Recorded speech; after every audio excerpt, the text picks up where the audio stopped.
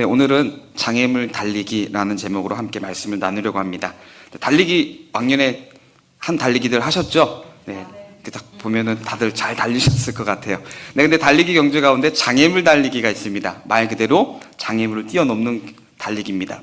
달리기 실력이 아무리 좋아도 장애물을 잘 넘지 못하면은 그 사람은 이 장애물 달리기에서 우승하는 것은 어렵습니다. 또는 장애물이 또 여러 개가 있는데 앞에서는 잘 넘어도 마지막 결승점 앞에 있는 장애물을 넘지 못하고 넘어지거나 걸리면은 혹 역전당할 경우가 참 많이 있습니다.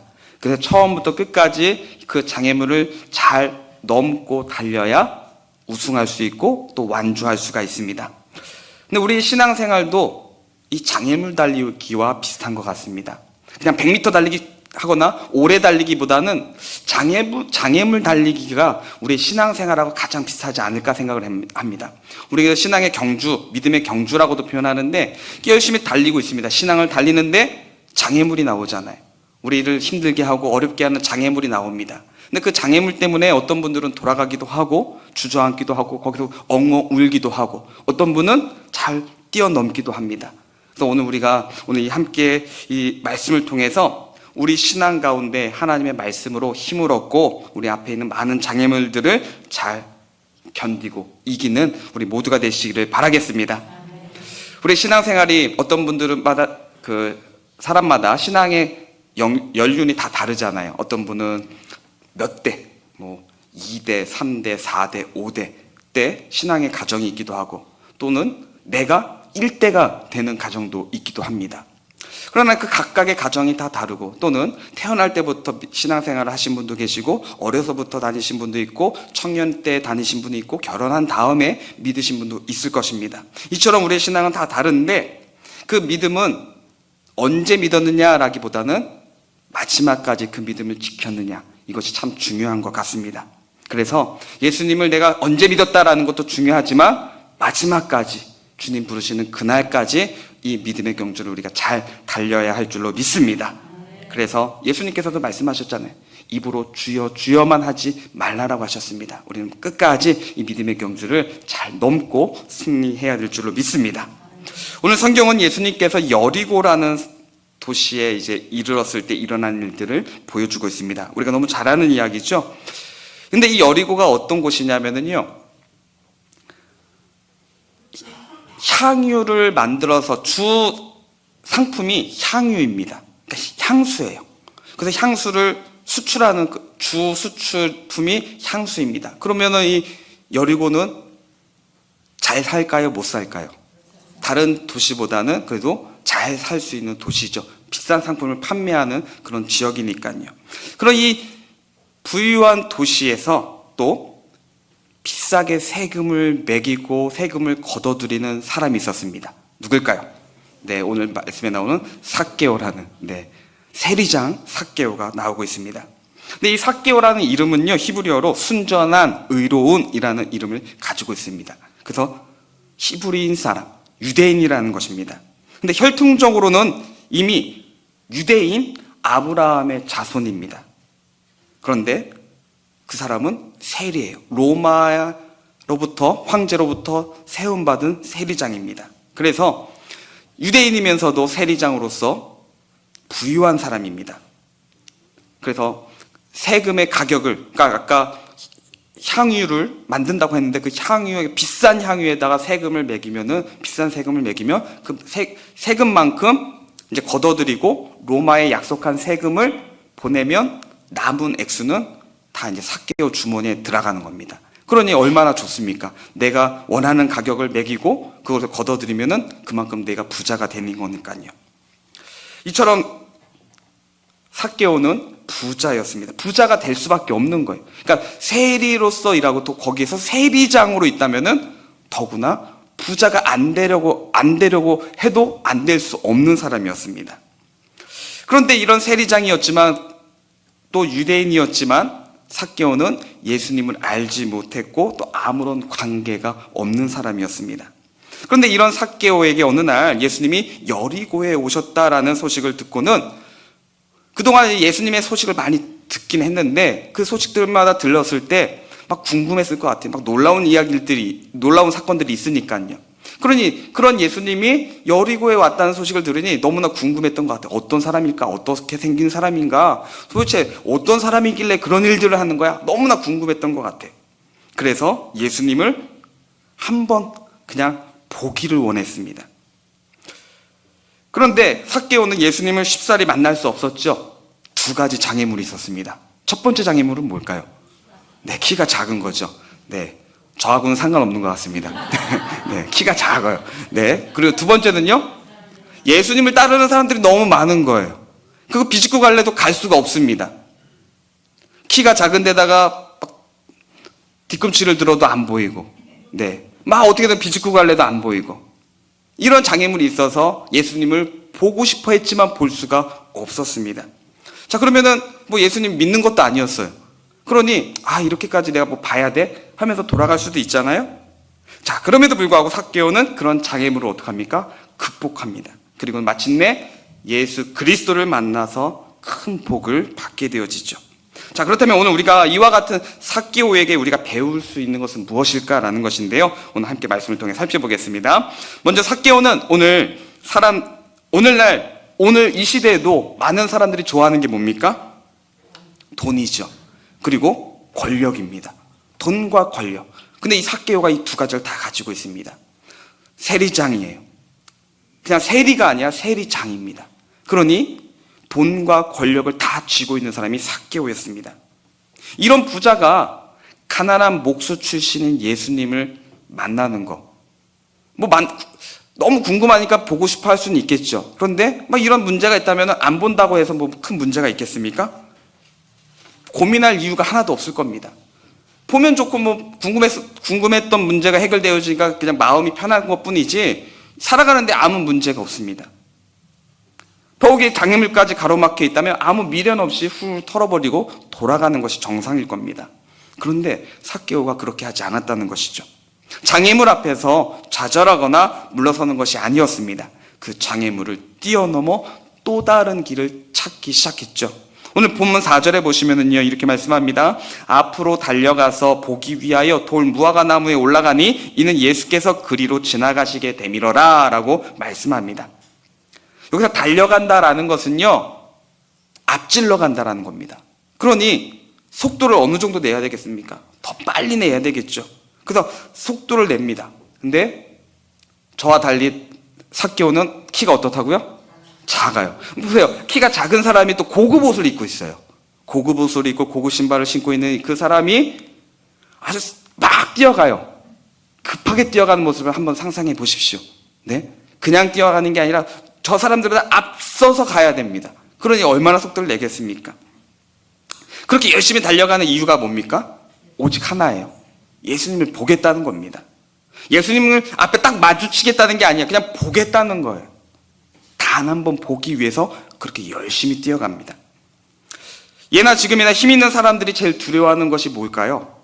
그것은 여러 가지가 있겠지만 그 중에 하나는 체면 손상입니다. 돈도 있고 권력도 있는데 체면, 이거는 용서할 수가 없는 거죠. 그래서 나를 누군가가 깎아내리거나 나를 흉을 보면은요, 가차 없죠. 물론 삭개오도 예외가 아니었을 겁니다. 돈과 권력을 가지고 있으니까요. 그럼에도 불구하고 삭개오는 개의치 않았습니다. 앞질러 땀을 흘리며 뛰어갑니다. 그리고 나무 위로 올라갑니다. 수고를 마다하지 않죠. 왜요? 그만한 가치가 있다라고 생각했기 때문입니다. 그것은 지금까지 돈과 권력이 최고의 가치다라고 생각했던 이 삭개오에게 그보다 더 큰 가치가 있다라는 것을 깨닫게 한 것이죠. 더 가치가 있다라는 생각을 갖게 한 것입니다. 그래서 단 한 번만이라도 예수님을 만나는 일이라고 생각한 것이 더 가치 있다라고 생각한 겁니다. 우리 흔히 기독교를 하나부터 10가지 또는 100가지 모두 다 하나님의 전적인 은혜라고 우리가 말을 합니다. 물론 하나님의 은혜이죠. 근데 이 하나님의 은혜를 우리가 이제 강조하다 보면은 반대로 약화되는 것은 우리의 노력과 애씀과 헌신은 약해질 수밖에 없습니다. 그래서 이 약해지다 보니까 우리는 노력 안 해도 돼. 힘쓰지 않아도 돼. 이미 하나님이 예정하셨고 하나님이 은혜 주시면 다 해결되는 거야. 그러니까 하나님이 하시면 다 해결돼. 가만히 있어도 돼. 이렇게 하는 경우가 종종 있습니다. 그런데 이것은 바른 믿음이 아니죠. 우리가 하나님의 은혜가 있다면 또한 그 은혜에 의지해서 우린 또한 최선을 다해야 되는 것입니다. 마태복음 11장 12절에 보시면 이렇게 말씀합니다. 세례 요한의 때부터 지금까지 천국은 침노를 당하나니 침노하는 자가 빼앗는다라고 말씀하셨습니다. 우리는 하나님이 주신 그 은혜를, 구원을 우리가 또 열심히 지키며 살아야 됩니다. 우리 인간이 힘쓰고 애써야만 구원을 얻을 수 있는 것은 아닙니다. 물론 전적인 하나님의 은혜이고 하나님의 예정이며 선택입니다. 그런데 하나님이 값없이 주시는 그 구원을 받은 하나님의 자녀들은요, 우리들은 이 땅을 살아가는 가운데 하나님을 믿지 않는 불신자들보다 어떻게 살아가야 될까요? 더 열심히 살아야 됩니다.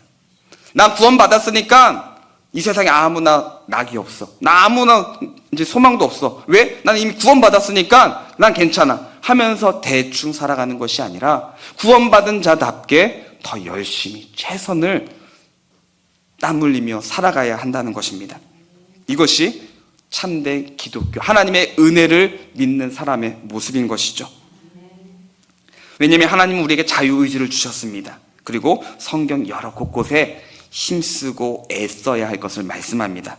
베드로후서 1장 10절에 보시면 이렇게 말씀합니다. 그러므로 형제들아 더욱 힘씁니다. 그리고 너의 부르심과 택하심을 굳게 하라. 더욱 힘써서 하나님의 부르심과 택하심을 굳게 하라고요. 왜요? 너희가 이것을 행한즉 언제든지 실족하지 아니하리라 라고 말씀합니다. 우리가 열심히 하지만은 누군가가 우리를 또 오해하거나 힘들게 하면은 실족하지 않습니까? 그러다 보면 어때요? 오늘은 교회 가기 싫어. 또 구역 모임 가기 싫어. 막 이러면서 하죠. 실족하면서 이렇게 한다는 것입니다. 우리가 힘쓰지 않으면 누군가 내 마음을 상처를 주고 아프게 했을 때 내가 그 마음을 견디려고 애쓰고 힘쓰지 않으면은 그런 말을 하나하나에 꽂힐 때마다 반응하게 되면은요, 어떻게 돼요? 실족하게 된다는 것입니다. 그래서 힘써야 되는 거예요. 우리가 그 마음을 지키기 위해서 힘써야 된다는 겁니다. 난 가만히 있었는데 괜히 건드려가지고. 그래서 우리는 힘써야 되는 거예요. 그 사람들이 건들기 때문에 힘써야 한다는 것입니다. 우리가 불신 가정에서 예수를 믿는다는 거, 혹시 이제 신앙생활에 일대가 되시는 분들 정말 대단하신 겁니다. 믿는 가정에 태어나신 분들을 부러워하시지만은 그런데 일대이신 분들은 정말 대단하신 거예요. 믿지 않는 가정에서 예수님 믿는다는 거는요, 정말로 이거는 기적 중에 기적이죠. 정말 대단한 겁니다. 그리고 직장과 사업장을 주일에 쉰다는 거요. 사업장을 운영하는 사람 입장에서는 하루 쉴 때마다 그 손해보는 게 눈에 보이잖아요. 그럼에도 불구하고 주일마다 쉰다? 이것도 쉽지 않은 일입니다. 또 새벽마다 그 어두운 그 시간에 또는 사람이 다니지 않는 그 새벽 시간에도 늘 깨어서 기도의 자리에 나오는 거, 이것도 쉬운 일이 아니죠. 근데 문제는 그 같은 우리가 장애물들을 잘 견디고 이겨서 우리가 신앙생활을 하고 있습니다. 자, 그러면 우리가 그런 수고로 잘 극복했다고 해서 우리가 받은 은혜가 무엇이고 또 경험하고 체험한 것은 무엇이며 얼마나 큰 복을 받았으며 또한 그것이 오늘 나를 어떻게 변화시키고 있느냐라는 것입니다. 내가 그것을 잘 견뎌서 했습니다. 그런데 그리고 하나님의 그 은혜를 받았습니다. 그럼 그 은혜가 나를 지금 어떻게 바꿨느냐라는 겁니다. 나는 여전히 내 생각과 내 판단을 강요하고 있는지, 아니면 그 은혜 받은 자답게 하나님을 닮아가며 하나님의 말씀 가운데 걸어가고 있느냐라는 것입니다. 오늘 우리는 하나님의 은혜를 받은 자로서 하나님 말씀 가운데 그 변화되어져가는 복된 삶이 되시기를 바라겠습니다. 예수님은 삭개오가 세리장이라는 체면을 마다하고 예수님을 보기 위해 예수님의 일행들보다 앞서서 달려가서 나무 위에 올라가기까지 수고한 그 삭개오를 지나치지 않으시고, 마치 예수님도 삭개오를 보기 위해서 오셨던 것처럼 먼저 삭개오의 이름을 부릅니다. 근데 삭개오랑 예수님은 일면식이 없습니다. 그러니까 삭개오가 어떤 사람인지 보고 싶어 해서 그렇게까지 했던 것이거든요. 그런데 예수님은 이미 아는 사람처럼 이름을 부르면서 삭개오야 이름을 부릅니다. 그리고 속히 내려오라고, 빨리 내려오라고 말씀하시죠. 또 그것뿐만이 아니라 놀랍게도 어떡합니까? 예수님은 삭개오의 집에서 함께 유하시겠다라고 말씀합니다. 오늘 내가 너희 집에 있겠다라고 말씀하십니다. 오늘 본문 5절에 보시면 예수께서 그곳에 이르사 쳐다보시고 라고 말씀하십니다. 여기 쳐다보다라는 말씀은요, 고개를 든다는 겁니다.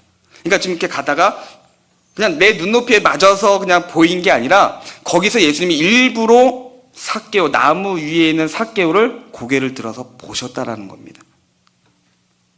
그리고 속히 내려오라고 재촉하시면서, 삭개오가 재촉하는 게 아니라 예수님이 재촉하시면서 삭개오의 집에서 하루를 유하시겠다라고 합니다. 물론 이를 위해 삭개오가 예수님에게 간청한 것도 아니었죠. 나무 위에서 예수님 저 여기 있어요 하면서 우리 집에 한번 와보세요. 제가 사회장입니다. 우리 집이 이 동네에서 제일 부자예요. 저희 집 한번 오십시오 라고 한 것도 아니었습니다. 예수님은, 그럼에도 불구하고 예수님 무엇 때문에 삭개오를 부르시고 그의 집에 가시겠다는 것이었을까요? 심지어 오늘 우리가 말씀 읽었지만은 동네 사람들은 삭개오를 어떤 사람으로 판단하고 있습니까? 죄인이에요. 같은 히브리인들, 유대인들의 등골을 빼먹는 세리장입니다. 내 배만 부르면 된다는 사람이었습니다. 그래서 그 동네 사람들은 다 삭개오를 죄인으로 생각하고 있었습니다. 그러니 그런 죄인이라고 생각하는 삭개오의 집에 예수님이 아는 척을 하고 그 집에 가겠다라고 하니 그 사람들은 예수님을 어떻게 보겠습니까? 뭔가 좀 저 집에 가서 삭개오한테 뭐 얻어 받으시려고 하는 건가? 오해를 할 수도 있잖아요. 뭐 때문인지 모르니까 비난하기도 하고 오해도 할 것입니다. 그럼에도 불구하고 예수님은 그것에 개의치 않으시고 먼저 예수님이 삭개오의 집에 가겠다라고 말씀하십니다. 무엇 때문에 그러실까요? 삭개오의 집에 들어가신 예수님은 놀라운 말씀이나 놀라운 기적을 행하지도 않았습니다. 나 이런 사람이야 라고 보여주시지도 않았습니다. 묵묵히 삭개오를 지켜보기만 하셨죠. 만일 예수님이 삭개오의 집에서 이렇게 그냥 가만히 있다가 하루를 보내시고 떠나신다면 구태여 삭개오의 집에 들릴 필요도 없고 삭개오를 만날 일도 없었을 겁니다. 그런데 예수님이 아무 말씀도 하지 않으셨지만 삭개오가 먼저 입을 열지요. 그리고 폭탄적인 선언을 합니다. 8절에 보시면은 삭개오가 서서 주께 여짜오되 주여 보시옵소서, 내 소유의 절반을 가난한 자들에게 주겠사오며 만일 누구의 것을 속여 빼앗은 일이 있으면 네 갑절이나 갚겠나이다 라고 놀라운 고백을 합니다.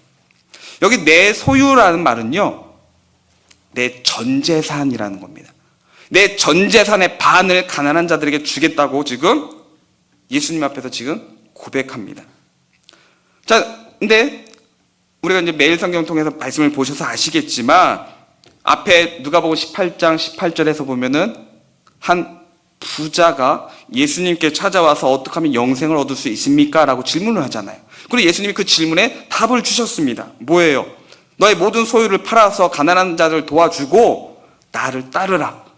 어떻게 하면 영생을 얻습니까? 라는 그 질문에 답을 알려주셨는데 그 젊은이가 어떻게 합니까? 재산이 많아서 고민하다가 그냥 예수님을 따라가지 않고 돌아갔죠. 근심하며 돌아간 청년이 있었습니다. 그런데 지금 삭개오는 정반대가 되었습니다. 너무 대조가 되어집니다.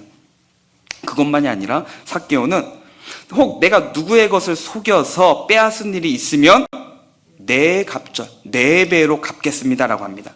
그래서 누구의 것을 속여 빼앗다라는 것은요, 세리장으로서의 권력을 가지고 세금을 과하게 매겨서 취득한 것을 말하는 겁니다. 당시 세리와 세리장들이 일반적으로 하던 모습들이에요. 그것을 표현하는 겁니다. 구약 율법에 보면은요, 누군가의 것을 훔치면은 어떻게 갚아야 되는지 아십니까? 이제 훔쳤으니까 훔친 것을 돌려줘야 되죠. 그리고 거기에 5분의 1만 주면 돼요.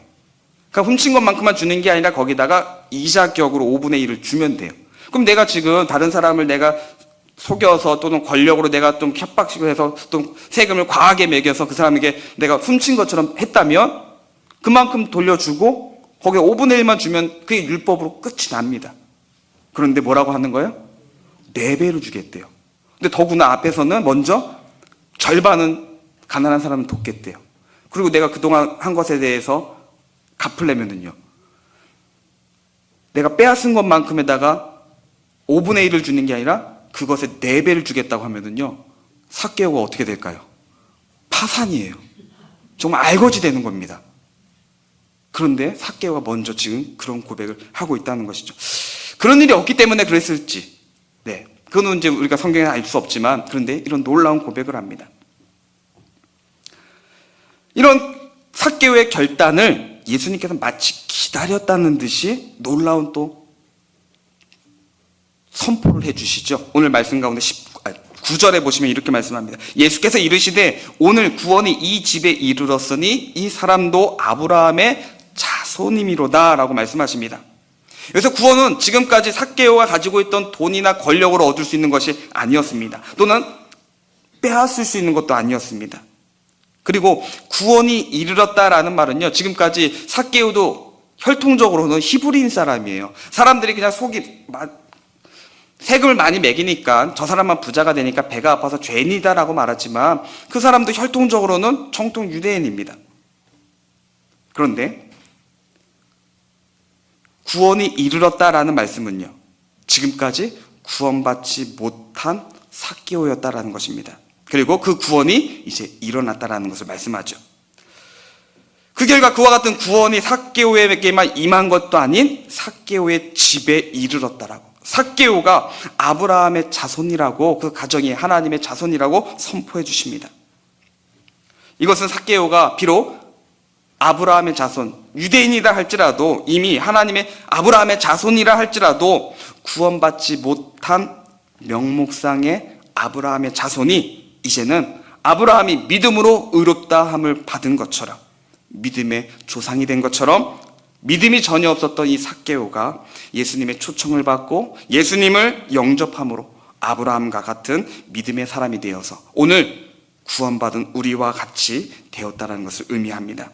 근데 그 의는 믿음으로만이 아닌, 물론 믿음이 전제되어야 됩니다. 근데 그 믿음이 나타나는데 그 믿음의 결정체인 나눔과 드림의 헌금으로 말미암아 영원한 의가 된다고 말씀하고 있습니다.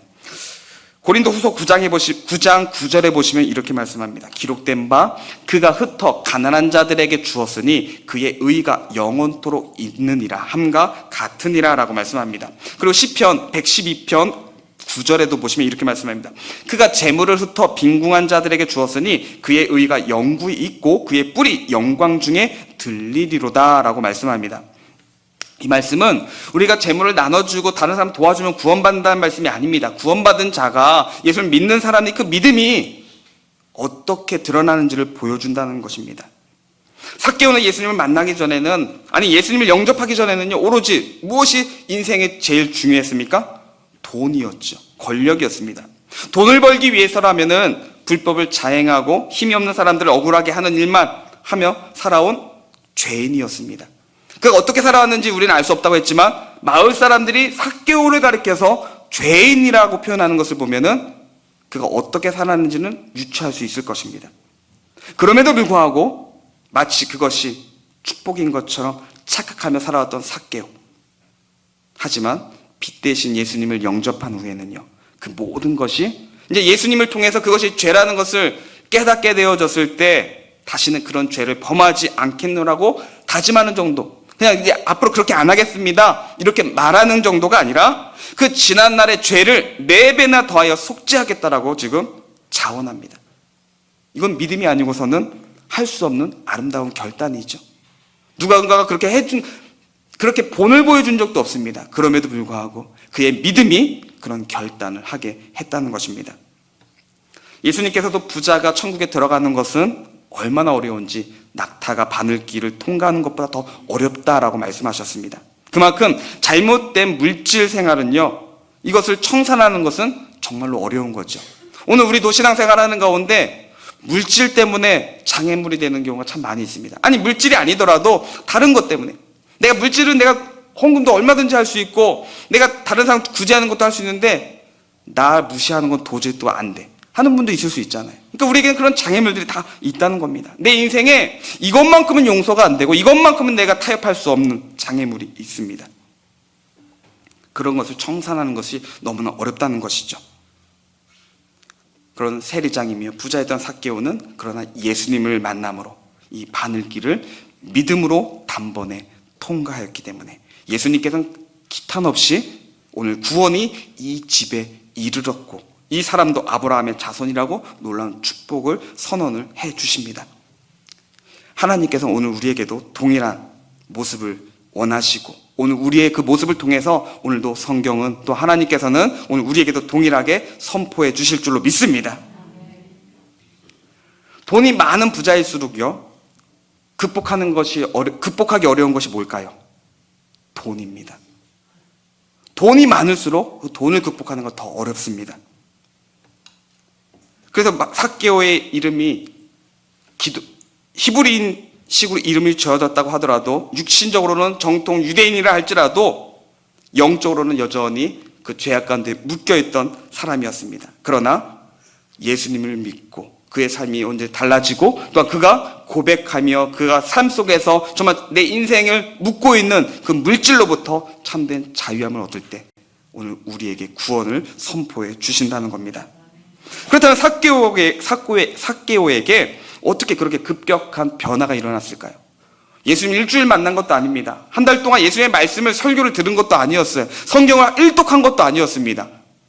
예수님을 처음 만난 것뿐이었습니다. 그런데 놀라운 변화가 일어났잖아요. 사도 바울은 흉년을 만난 예루살렘 교회를 돕기 위해서 교회들에게 구제 헌금을 이제 요청을 합니다.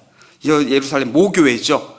그 교회를 선교사를 파송하고 돕는 그 어머니와 같은 예루살렘 교회가 지금 흉년으로 힘들어하니까 많은 개척교회들, 그런 작은 교회들이 돕자라고 요청합니다. 그때 마게도냐 교회들은 이 마게도냐, 이제 고린도, 그리고 아가야, 이제 이쪽이 마게도냐죠. 이 마게도냐 교회들은요, 여전히 그들도 가난했습니다.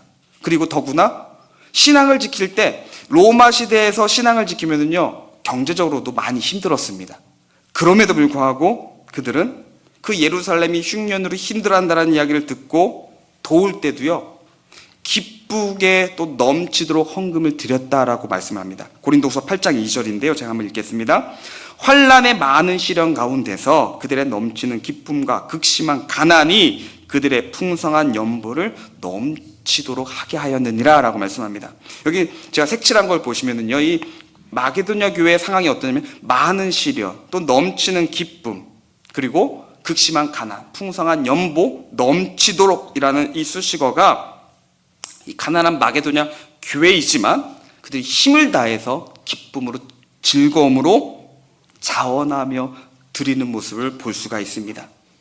사도 바울은 헌금을 강요한 것은 아니었습니다. 그러니까 지금 상황을 알려주고 도우면 좋겠다라고 했습니다. 그 이유는 물질은 억지로나 인색함으로 해서는 안 되기 때문입니다. 드리고 나서도 어떻게 해요? 문제가 생기거든요. 그래서 오로지 간절함과 사랑과 진실함을 담아서 드려야 됩니다. 자원하는 마음과 기쁜 마음으로 드려야 하기 때문에 물질은 참으로 중요합니다. 하나님이 원하시는 것은 물질의 많고 적음이 아닙니다.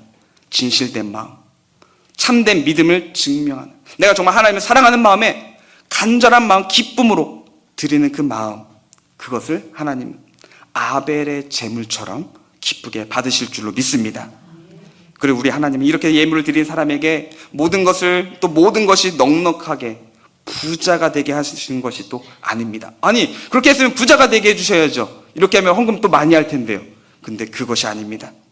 착한 일을 넘치도록 할 수 있도록 지속적으로 우리에게 복을 주십니다. 고린도후서 9장 8절입니다. 이렇게 말씀합니다.